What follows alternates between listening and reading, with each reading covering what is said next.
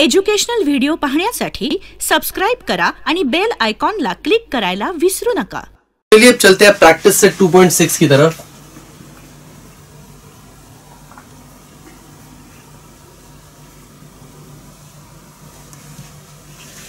उसका पहला क्वेश्चन है product of Pragati's age 2 years ago and 3 years hence is 84, find present age. Okay, so मतलब सबसे पहले मैं लिखूंगा let Pragati's age be, Pragati's age be x. मैंने मान लिया करंटली उसकी एज कितनी है एक्स। अब प्रोडक्ट किसका 2 years ago और 3 years hence। सो प्रगतिज एज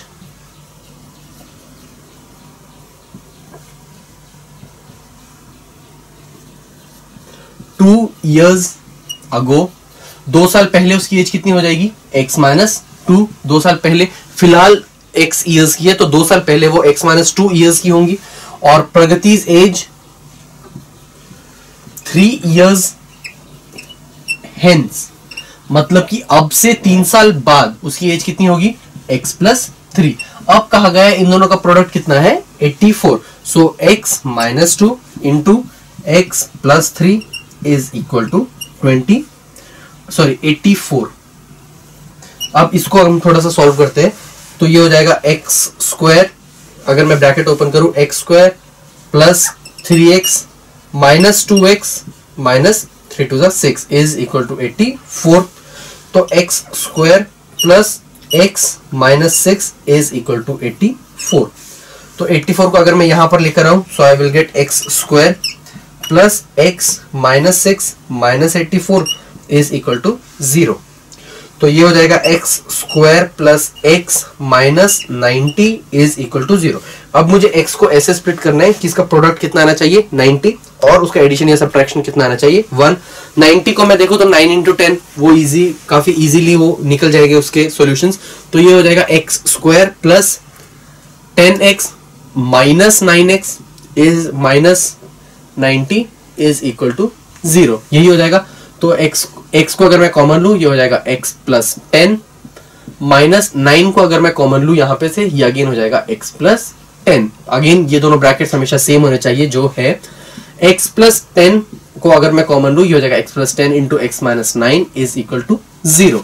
सो अगेन मैं दोनों को इक्वेट करूंगा अलग अलग, x plus 10 is equal to 0। So I will get x is equal to minus 10 but age can not be negative. अगर इसकी बात करें तो x minus 9 is equal to 0। So x is equal to 9। So x is the age of Pragati is equal to 9 years। तो ये है हमारा answer. Years क्यों? क्योंकि obviously age is calculated in years. देखते हैं अब अगला क्वेश्चन, थर्ड क्वेश्चन की तरफ। The question is in the orange garden mister Madhushan there are 150 orange trees. So total number of trees कितने हमारे पास 150। Total number of trees is equal to 150। कहा गया the number of trees in each row is 5 more than the number of trees in each column। अब कि रो, अब obviously trees grow किए गए हैं। ट्रीज हमेशा ऐसे ग्रो किए जाते हैं जिसमें रोज होती है, कॉलम्स होते हैं। सो कहा गया है कि जो रोज के अंदर है उसमें 5 ट्रीज ज्यादा है देन दैट ऑफ कॉलम्स। सो मैं मानता हूं कि late number of trees in columns be x और let number of trees in rows कितना दिया है रोज में 5 एक्स्ट्रा है x प्लस 5। तो मुझे फाइंड करना है 5 more than that in each column। the number of trees in each row is 5 more than that in each column। Find number of trees in each row and each column with the help of following flow chart। एक flow chart given है, we are not going to follow it, हम regularly solve करते हैं। अगर flow chart given है तो it's a added advantage क्योंकि कई चीजें given होती है। तो अब मुझे क्या पता है total number of trees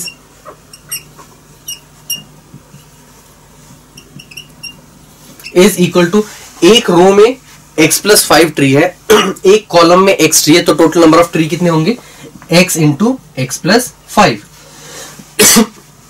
और which is equal to 150। So x into x plus 5 is equal to 150। So अब इसको मैं ओपन करता हूं और RHS के 150 को LHS में लेकर आता हूं। I will get x square plus 5x minus 150 is equal to 0। अब मुझे 5 को ऐसे स्प्लिट करना है कि वो 150 आना चाहिए, उसका मल्टीप्लीकेशन, और उन दो टर्म्स का एडिशन या मल्टीप्लीकेशन शुड गिव मी 5। 15 और 10 ऑब्वियसली 15 और 10 उनको मैं सबट्रैक्ट करके 5 लेके आ सकता हूं और दोनों का multiplication is 150। So I will get x square plus 15x plus minus 10x minus 150 is equal to 0। अगर इन दोनों में से x कॉमन लूंगा I will get x into x plus 15 minus 10, अगर मैं यहां से कॉमन लूं I will get x plus 15 again is equal to 0। अब ये दोनों नंबर सेम है, x प्लस 15 को मैं लेता हूं common, I will get x plus 15 को अगर मैंने लिया common I will get bracket में x minus 10 is equal to 0। तो अब दोनों को इंडिविजुअली 0 से इक्वेट करूंगा, x plus 15 is equal to 0, तो x हो जाएगा माइनस 15 जो पॉसिबल नहीं है, नेगेटिव नहीं हो सकती term. x minus 10 is equal to 0, क्योंकि मैं नेगेटिव नंबर ऑफ ट्रीज नहीं ग्रो कर सकता, एटलीस्ट एक होना चाहिए। सो और x की वैल्यू आ जाएगी 10। So number of trees in column is 10 and number of trees in rows is equal to x plus 10, that is equal to 10 plus 5, x plus 5, that is equal to 10 plus 5, that is 15. So 10 or 15 are the number of trees that we have grown in the other two in the rows and columns. 10 in columns and 15 in rows. क्यों? क्योंकि rows में 5 ज्यादा है, it was specifically given. So इस तरीके से कोई भी वर्ड प्रॉब्लम हमें गिवन हो, हम अकॉर्डिंगली उससे क्वाड्रेटिक इक्वेशन फ्रेम करके उसको सॉल्व करके उसके हम हमारे अननोन्स की वैल्यूज को फाइंड आउट कर सकते हैं। देखते हैं और एक क्वेश्चन कहा गया है। Fourth question is Vivek is older than Kishore by 5 years। Vivek Kishore से 5 साल बड़ा है। The sum of their reciprocal of their ages is 1/6, find their present ages. ठीक है, विवेक किशोर से 5 साल बड़ा है, so let Kishore's age be x। क्यों? क्योंकि ताकि मैं विवेक को x प्लस 5 ले सकूं, अदरवाइज मैं अगर विवेक की उसको x लेता तो किशोर की उसको x माइनस 5 लेना पड़ता। So instead of putting a negative sign let's try to do it in positive signs only. और लेट तो फिर विवेक्स एज हो जाएगी, विवेक्स एज कितनी हो जाएगी x plus 5।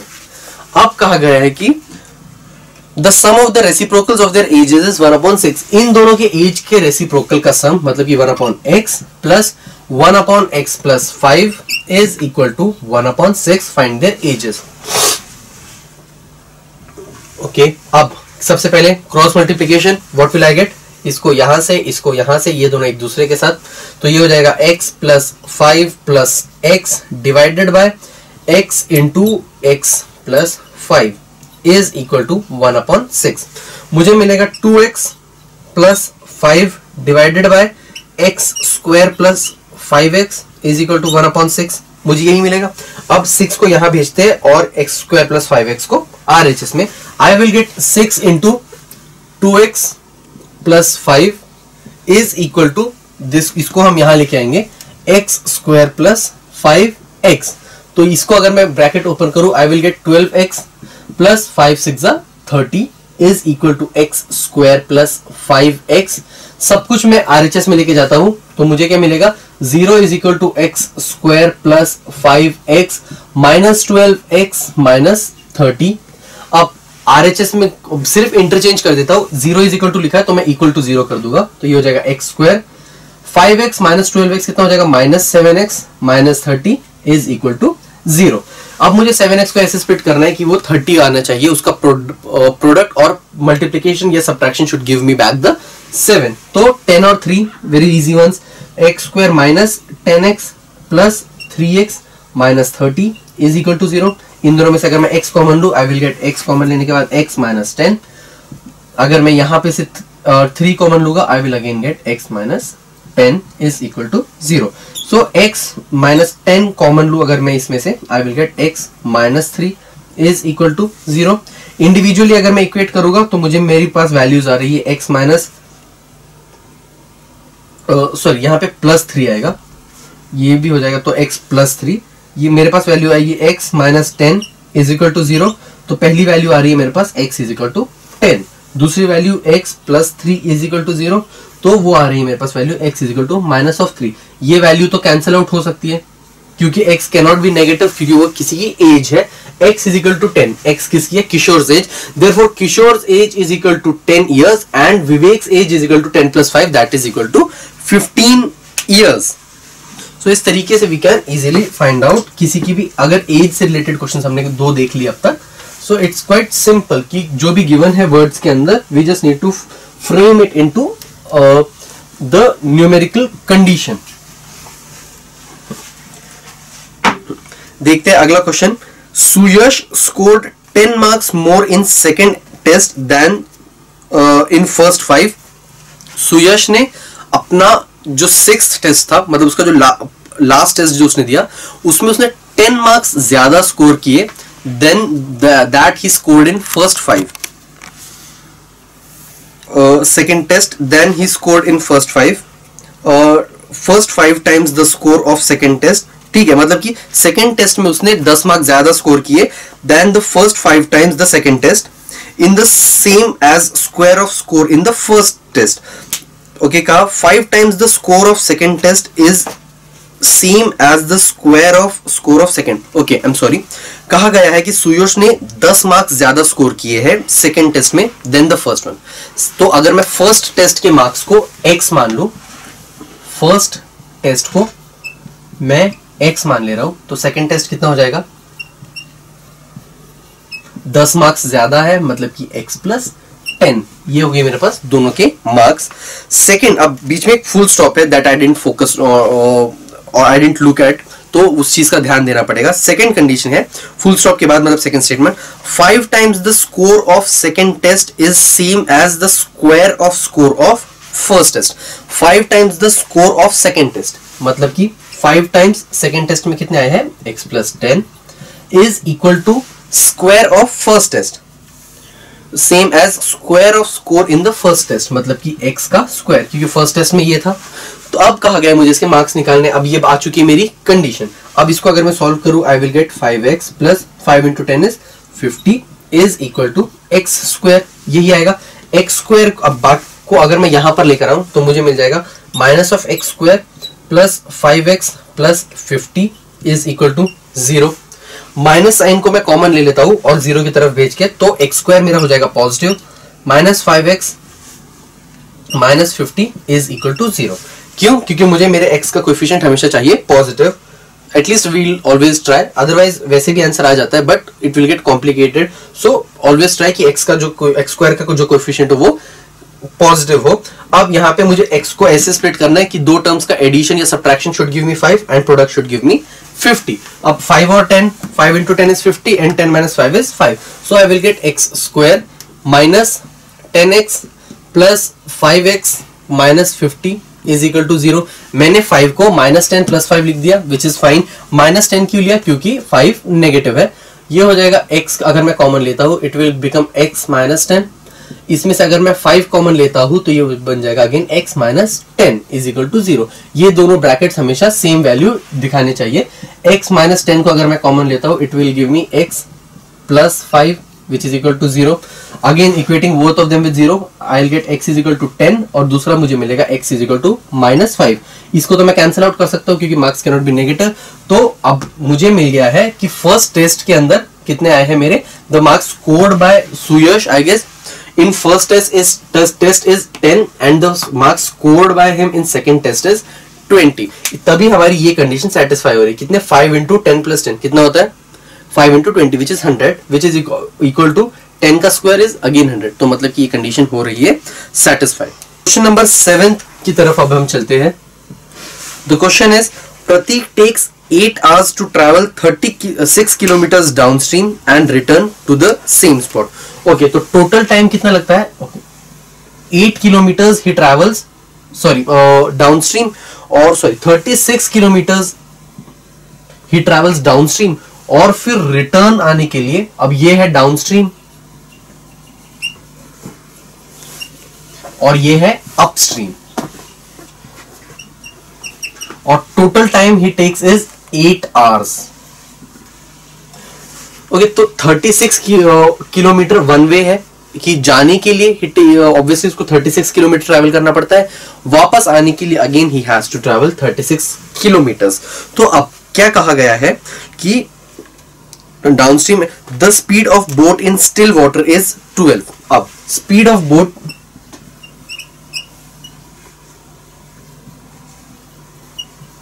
In still water is 12 kilometer per hour.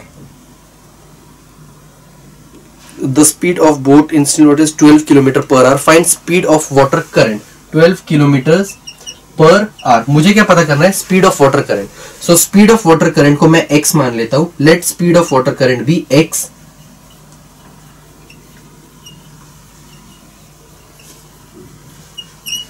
तो अब speed of boat in downstream कितना हो जाएगा? Speed of boat downstream is equal to, मतलब कि ये दोनों का एडिशन 12 प्लस एक्स। क्यों? डाउनस्ट्रीम में जो करंट होगा वो हमारी स्पीड ऑफ बोट को सपोर्ट करेगा आगे जाने के लिए, where speed of boat in upstream direction will be equal to 12 minus x। यही होगा। मुझे पता है total time travelled is 86 kilometre. अब time taken to travel downstream, मतलब कि इसको मैं let t1 with the time taken to travel the downstream direction, तो कितना होगा? t1 मतलब कि 36, टाइम कितना होता है? Distance travel upon velocity. So distance कितना है यहाँ पे? 36 किलोमीटर, और डाउनस्ट्रीम की स्पीड कितनी है? 12 plus x, plus again upstream के डिस्टेंस कितना है? 36, और वेलोसिटी कितनी है? 12 minus x, and this is equal to total time कितना गिवन है हमको? 8 आवर्स। अब इसको हम थोड़ा सॉल्व करते हैं। तो अगर मैं पूरी इक्वेशन को 8 से अगर डिवाइड कर दूं तो ये कितना हो जाएगा? सॉरी 8 से नहीं, पूरी इक्वेशन को 4 से अगर मैं डिवाइड कर दूं तो ये हो जाएगा 9/12 plus x plus 9/12 minus x is equal to 2। मैंने पूरी इक्वेशन को कर दिया 4 से डिवाइड। नाउ ओके, अब उसमें सबसे पहले हम करते हैं क्रॉस मल्टीप्लाई। तो वो हो जाएगा 9 times of 12 minus x plus 9 times of 12 plus x divided by 12 minus x into 12 plus x is equal to 2। यही हो जाएगा। तो अब इसको अगर मैं पूरे 9 जो है मैं उसको डिनोमिनेटर में भेज सकता हूं, दोनों में से कॉमन लेके। So I can write it as 12 minus x plus 12 plus x divided by 12। इसको अगर मैं ओपन करूं a minus b into a plus b कितना होता है? a square minus b square, मतलब कि 12 square minus x square is equal to 2/9। तो minus x plus x cancel, ये हो जाएगा 24 डिवाइडेड बाय 12 स्क्वायर मतलब कि 144 minus x square is equal to 2/9। अब इसको फिर से करते हैं क्रॉस मल्टीप्लाई, इसको ले जाते हैं आरएचएस में और 9 को यहाँ पे। ये हो जाएगा 24 into 9 is equal to 288 minus 2 times of x square. पूरी इक्वेशन को मैं 2 से डिवाइड कर सकता हूं, तो ये हो जाएगा 12 into 9 minus 140 is equal to 144 minus x square. X square और 144 को मैं आरएचएस में लेके आता हूं, तो ये एक्स स्क्वायर और इसको अगर मैं आरएचएस में लेके आता हूं तो ये हो जाएगा x square plus 12 into 9 is 108 minus 144 is equal to 0। अब एक्स स्क्वायर ये हो जाएगा 108 minus 144 is minus 36 is equal to 0। So x की जो वैल्यू आई है that is equal to 36। X square is equal to sorry x minus 36 is equal to 0। अब 36 को मैं 6 स्क्वायर लिख सकता हूं, x square minus 6 square is equal to 0। A square minus b square को मैं a plus b into a plus b लिख सकता हूं, मतलब कि x plus 6 into x minus 6 is equal to 0। So x की जो वैल्यू है that is minus 6 and x is equal to plus 6। Speed can not be negative, तो ये term cancel, x is equal to plus 6। So x is equal to 6 kilometre per hour which is the speed of boat in speed of water current कितना है वो 6 kilometre per our. सो सो इस तरीके से हम लोग अपस्ट्रीम और डाउनस्ट्रीम के लिए कॉन्सेप्ट वही यूज करते हैं जो हमने लीनियर इक्वेशन में यूज किया था। दैट इज अपस्ट्रीम के लिए हम दोनों स्पीड्स को ऐड करते हैं, सॉरी डाउनस्ट्रीम के लिए हम दोनों स्पीड्स को ऐड करते हैं और अपस्ट्रीम्स के लिए हम दोनों स्पीड्स को सब्ट्रैक्ट करते हैं। But just the difference is the कि इसके अंदर उसमें हम x और y दो वेरिएबल्स लेते थे, इसमें either of it will be given कि या तो अपस्ट्रीम की स्पीड या फिर या तो फिर बोट की स्पीड या फिर करंट की स्पीड, दोनों में से कोई एक गिवन होगा। Moving on to the next question, question number 9 की तरफ चलते हैं। Question is if 460 is divided by a natural number, quotient is 6 more than 5 times the divisor. Okay, 460 को किसी नंबर से डिवाइड किया गया, let the number be x। कहा गया है कि quotient is 6 more than 5 times the divisor. यह क्वोशिएंट यहां पे होता है, वो कितना है 6 more than 5 times the divisor, मतलब कि 5 टाइम्स डिवाइजर मतलब कि 5x प्लस 6 ये, और रिमाइंडर है मेरा 1, माय रिमाइंडर इज 1, यही होता है। तो अब 460 को मैं लिख सकता हूं 460 is equal to this into this plus this, divisor into quotient plus remainder, यही होता है।